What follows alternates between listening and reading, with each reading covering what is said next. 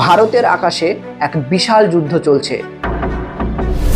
মুখোমুখি হয়েছে দুই দুনিয়ার মহারথী, একদিকে মুকেশ আম্বানি, অন্যদিকে ইলন মাস্ক। একদিকে জিও আর অন্যদিকে স্টারলিংক। আসুন আমরা আজ অনুসন্ধান করব এই যুদ্ধের মূল কারণ কি। স্টারলিংক হলো ইলন মাস্কের স্যাটেলাইট ইন্টারনেট কোম্পানি। তারা ভারতের আকাশে জায়গা নিতে চায়, আর মুকেশ আম্বানির জিও সেটা কোনো মতেই হতে দিতে রাজি নয়। মূল সমস্যাটা হলো স্যাটেলাইট স্পেকট্রামগুলি কিভাবে বন্টন করা হবে সেটা নিয়ে। সরকার সরাসরি বন্টন করবে নাকি নিলামের মাধ্যমে? প্রথমেই আমরা জানব স্যাটেলাইট স্পেকট্রাম কি। সহজ ভাষায় বলতে গেলে স্যাটেলাইট স্পেকট্রাম হলো এক ধরনের অদৃশ্য রাস্তা। ধরুন আপনি একটি টিভি দেখছেন বা ইন্টারনেট পরিষেবা ব্যবহার করছেন। স্যাটেলাইট এই সমস্ত পরিষেবা প্রদান করার জন্য আকাশের ফ্রিকোয়েন্সি বা তরঙ্গ দৈর্ঘ্যের ব্যবহার করে, আর এই তরঙ্গ দৈর্ঘ্যকেই বলা হয় স্যাটেলাইট স্পেকট্রাম। প্রতিটি স্যাটেলাইটের জন্য একটি নির্দিষ্ট তরঙ্গ দৈর্ঘ্য বরাদ্দ করা হয়, যাতে তারা নিজেদের মধ্যে সংঘর্ষ না করে এবং পরিষেবা ঠিকমতো চালাতে পারে।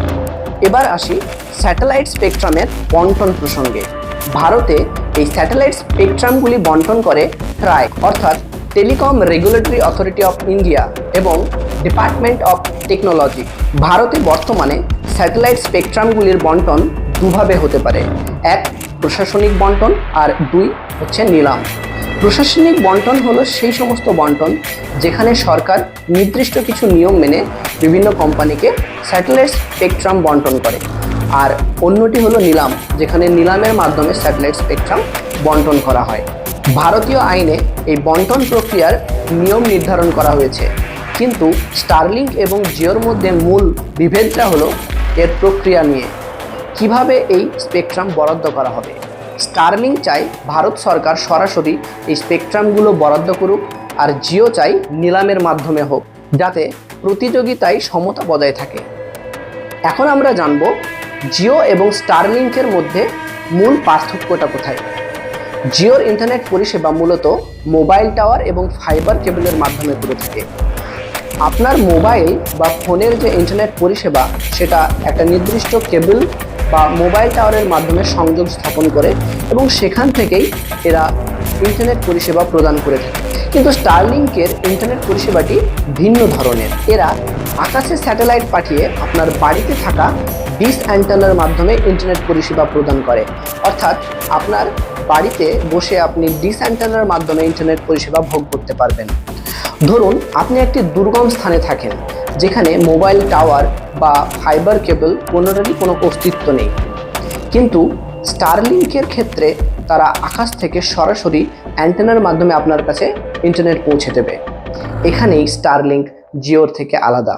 ভারতে টেলিকমিউনিকেশন আইন অনুযায়ী স্যাটেলাইট স্পেকট্রাম বরাদ্দ করা হয়। এখানে ট্রাই এবং ডিপার্টমেন্ট অফ টেকনোলজির নিয়ম অনুসারে কাজ করা হয় এবং ন্যায়সঙ্গত প্রতিযোগিতা বজায় রাখার জন্য এখানে আইন মেনে চলা হয়। সমগ্র বিশ্বব্যাপী ইন্টারনেট টেলিকমিউনিকেশন ইউনিয়ন বিভিন্ন দেশে ফ্রিকোয়েন্সি বন্টন নিয়ন্ত্রণ করে। অধিকাংশ দেশে সরাসরি প্রশাসনিক বন্টনের মাধ্যমে ফ্রিকোয়েন্সি বরাদ্দ করা হয়, কিন্তু কিছু কিছু দেশে নিলামের মাধ্যমেও স্যাটেলাইট স্পেকট্রাম বরাদ্দ করা হয়। বিশ্বব্যাপী ইন্টারনেট টেলিকমিউনিকেশন ইউনিয়ন বিভিন্ন দেশে স্যাটেলাইট স্পেকট্রাম বরাদ্দ করে। বিশ্বের অধিকাংশ দেশে স্যাটেলাইট স্পেকট্রাম বরাদ্দ করা হয় প্রশাসনিক বন্টনের মাধ্যমে, কিন্তু কিছু কিছু ক্ষেত্রে নিলামের মাধ্যমেও স্পেকট্রাম বরাদ্দ করা হয়। এখন প্রশ্ন হলো, সরকার যদি সরাসরি স্পেকট্রাম বরাদ্দ করে তাহলে কে লাভবান আর কে ক্ষতিগ্রস্ত হবে? স্টারলিংক চাই যে স্যাটেলাইট স্পেকট্রাম সরাসরি প্রশাসনিক বন্টনের মাধ্যমে বরাদ্দ করা হোক, কারণ এতে তাদের বড় অঙ্কের অর্থ খরচ করতে হবে না।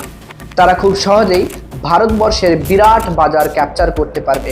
ভারতবর্ষের প্রতিটা গ্রামাঞ্চলে তারা খুব সহজেই পৌঁছাতে পারবে। অন্যদিকে জিও চায় নিলামের মাধ্যমে হোক, কারণ তারা ইতিমধ্যেই মোবাইল নেটওয়ার্কের স্পেকট্রাম নিলামের মাধ্যমেই কিনেছে।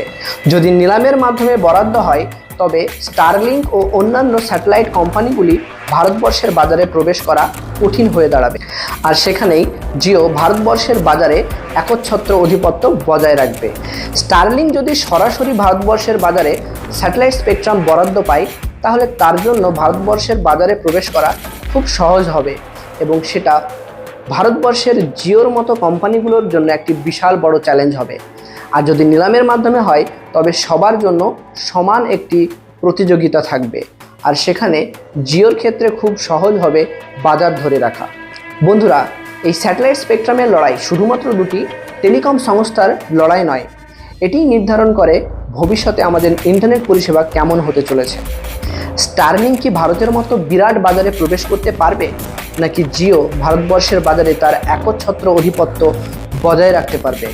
সবার জন্য ইন্টারনেট পরিষেবা কি সহজলভ্য হবে, নাকি এই প্রতিযোগিতায় কোনো একজন পিছিয়ে পড়বে? আপনাদের কি মনে হয়? কমেন্টে লিখে জানাতে ভুলবেন না। আর আমাদের চ্যানেলটিকে সাবস্ক্রাইব করুন এই ধরনের চমকপ্রদ এবং জমজমাট ভিডিও দেখার জন্য। ধন্যবাদ বন্ধুরা, ভালো থাকবেন এবং পরবর্তী ভিডিওতে আপনাদের সঙ্গে আবার দেখা হবে।